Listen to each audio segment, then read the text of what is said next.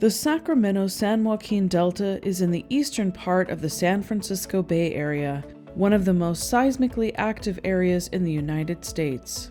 With many active fault systems, the U.S. Geological Survey has predicted that there is a 72% chance of at least one earthquake somewhere in the Bay Area region of a magnitude 6.7 or greater by 2043. The Delta itself has several active faults.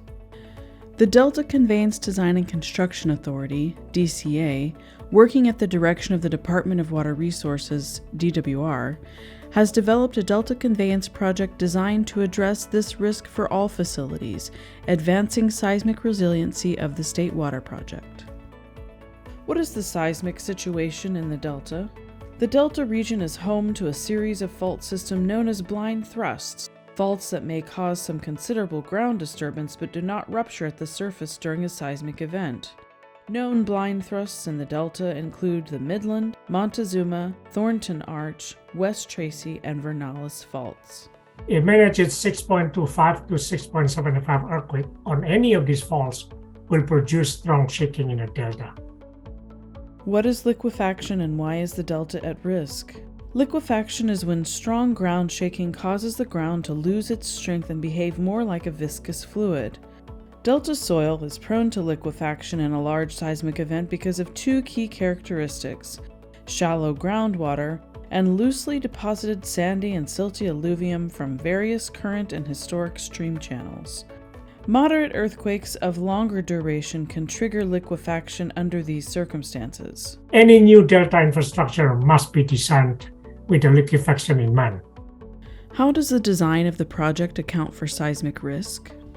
Seismic reliability of the Delta Conveyance Project tunnel and all project facilities will be essential for continuing water deliveries following earthquakes. The seismic design criteria adopted for the 45-mile Delta Conveyance Project tunnel is based on what is designated as the Maximum Design Earthquake, MDE, an extreme seismic event estimated to happen once every 2,475 years on average.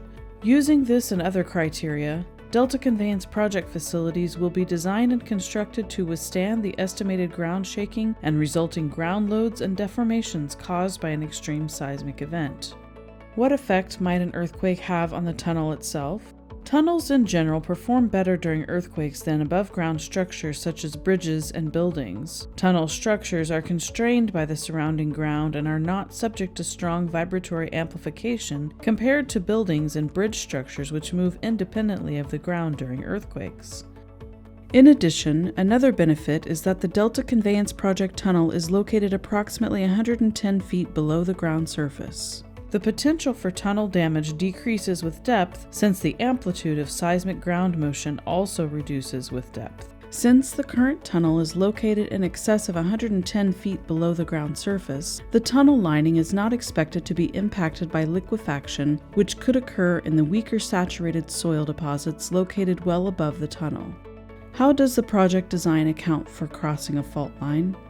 The tunnel crosses one fault, the West Tracy Fault, located at the southern end of the alignment near Byron. DCA's consulting team of engineers and geologists performed an extensive analysis of the potential displacements from this fault that could occur during a seismic event. Preliminary results indicate that a special tunnel lining would potentially be needed at the fault crossing, consisting of either a more flexible lining, higher concrete strength, heavier reinforcement, use of continuous steel rods or a steel tunnel lining, or combinations thereof to mitigate for fault displacement effects. Every Delta Conveyance Project structure, such as the intakes, tunnel shafts, and discharge outlets, went through a design process to ensure seismic resiliency. The process included a review of subsurface data, an analysis based on the MDE, and a design to withstand the maximum peak ground accelerations at the ground surface.